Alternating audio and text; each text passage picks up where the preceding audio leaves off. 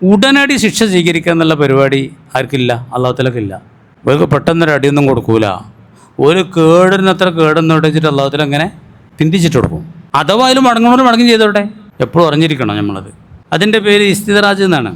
ഈ നിഷേധികൾ വിചാരിക്കുന്നുണ്ടോ അവർക്ക് മക്കളെയും സമ്പത്തിനെയും നാം ഇങ്ങനെ നീട്ടിയിട്ട് കൊടുക്കണതൊക്കെ അവർക്ക് നാം ധൃതി കൂട്ടി ഹൈർ ചെയ്യാനെന്ന് അവർ കരുതുന്നുണ്ടോ? ബല്ല യഷറൂനോല അറിയണില്ല. കാഫിര്യങ്ങൾക്ക് അല്ലെങ്കിൽ ശത്രുക്കൾക്ക്, നിരീശ്വരവാദികൾ, ഇപ്പം അള്ളാഹു തആലാനെ കളിയാക്കിയും പരിഹസിച്ചൊക്കെ നടക്കുന്ന ആളുകളൊക്കെ ഉണ്ടല്ലോ, നിരീശ്വരവാദികൾ. ഓർക്കൊക്കെ ഐഹികമായ സൗകര്യങ്ങളൊക്കെ അള്ളാഹു തആല വാരിക്കോരി കൊടുക്കുകയാണ് ചെയ്യുക. അത് കാണുമ്പോൾ അത് അവർക്ക് ഹൈറാണ് എന്നോലും എന്താക്കണ്ട, കരുതണ്ട. പിന്നെ അതിൻ്റെ പേരെന്താണെന്നറിയോ? ഇസ്തിദ്റാജാണ്. ഇസ്തിദ്റാജ് എന്ന ചൂണ്ടൽ എന്നാണ്. അയച്ചിട്ട് കൊടുക്കുക. ചൂണ്ടലിടുമ്പോൾ കൊത്തുമ്പോത്തിന് വലിക്കൂല, അയച്ചങ്ങനെ. അതിൻ്റെ പേര് ഇസ്തിദ്റാജ് എന്നാണ്. നിഷേധികൾക്ക് അനുഗ്രഹങ്ങളുടെ കവാടങ്ങളൊക്കെ തുറന്നാണ് കൊടുക്കുകയാണ് ചെയ്തത്. കേട്ടോ, അവർക്ക് നൽകപ്പെട്ടതിൽ അവർ മതിമറന്ന് ആഹ്ലാദിച്ചപ്പോൾ അഹദ്നാഹും ബഗ്തത്തൻ, പെട്ടെന്ന് നാം അവരെ പിടികൂടും ചെയ്തു. അപ്പോൾ അവർ മുബ്ലിസീങ്ങളായി, ഇബ്ലീസുകാരന്മാർക്ക് തന്നെ നിരാശരായി സ്തബ്ധരായി പോയി എന്നുള്ളതാണ്. എന്താ ചെയ്യേണ്ടതെന്നൊരു പുറത്തല്ലാത്ത ഉണ്ടല്ലോ, സ്തബ്ധര എന്നൊരവസ്ഥ ഉണ്ടല്ലോ, അതിനാണ് മുബ്ലിസു എന്ന് പറയുക. ഇബ്ലീസിൻ്റെ പേര് തീർന്നു വരുന്നതാണ്. പറ്റും നിരാശനായമെന്നുള്ള അർത്ഥത്തിനാണ്. ഇനി ഒരു രക്ഷയില്ല, പ്രതീക്ഷയുടെ ഒരു വഴിയും കാണാതെ ഉണ്ടല്ലോ ആളുകൾ ഇങ്ങോട്ട് സ്തംഭിച്ചു പോണ്. ആ അവസ്ഥക്കാണ് പറയാം. പണ്ടൊക്കെ അങ്ങനെ ഉണ്ടായിട്ടുള്ളത്.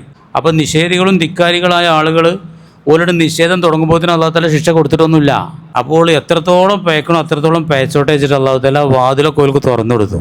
അവസാനം എല്ലാം അവർ വിസ്മരിച്ചപ്പോൾ, നൽകപ്പെട്ടത് കൊണ്ട് മതിമറന്നപ്പോൾ അഹദ്നാഹും ബഗ്തത്തൻ, പെട്ടെന്ന് നാം അവരെ പിടികൂടി. അക്രമികളായ ആളുകളെ വേരോടെ നശിപ്പിക്കപ്പെട്ടു, ഒറ്റൊന്നിനെ ബാക്കി വെച്ചില്ല അള്ളാഹു തആല. അങ്ങനെയാണ് നൂഹ് നബി അലൈഹി സ്വലാമിൻ്റെ ജനതക്ക് ഉണ്ടായത്. ഫിറോൻ്റെ ടീമിനും അങ്ങനെ തന്നെ സംഭവിച്ചത്. അതിൻ്റെ ഇടയിലുള്ളവർക്കൊക്കെ സംഭവിച്ചത് അത് തന്നെയാണ്. അതിൽ അവസാനത്തെ ആൾ ഫിറോനാണ്. ആദ്യത്തെ ടീം നൂഹ് നബി അലൈഹി സ്വലാമിൻ്റെ ജനതയാണ്. രണ്ട് കൂട്ടരും വെള്ളത്തിൽ മുക്കി കൊന്നൊക്കെയാണ്. വെള്ളമാവട്ടെ മനുഷ്യൻ്റെ വളരെ അനിവാര്യമായൊരു ജീവിതോപാധിയാണ്. അതാണ് രണ്ടു കൂട്ടർക്കും ശിക്ഷയായിട്ട് വന്നത് അള്ളാൻ്റെ രഹിതം ഉണ്ടായപ്പോൾ. ഞാനെപ്പോഴും പറയലുണ്ട്, ഒരു നാടൻ പറച്ചിൽ ബലാലിനാണ് ബർക്കത്ത് എന്നൊക്കെ പറയും. അള്ളാനെ ധിക്കരിച്ചിങ്ങനെ ജീവിക്കുമ്പോൾ എല്ലാ ബർക്കത്തും അള്ളാഹു തആല അങ്ങനെ. അപ്പോൾ അന്തല്ലാത്തവൻ പറയും ഓനിപ്പേ ഇല്ല ഹൈറാണ്, ബർക്കത്താണ്, റഹമത്താന്നൊക്കെ പറയും. സംഭവം എന്താണ്? ശിക്ഷക്കുള്ള തുറക്കാണ്.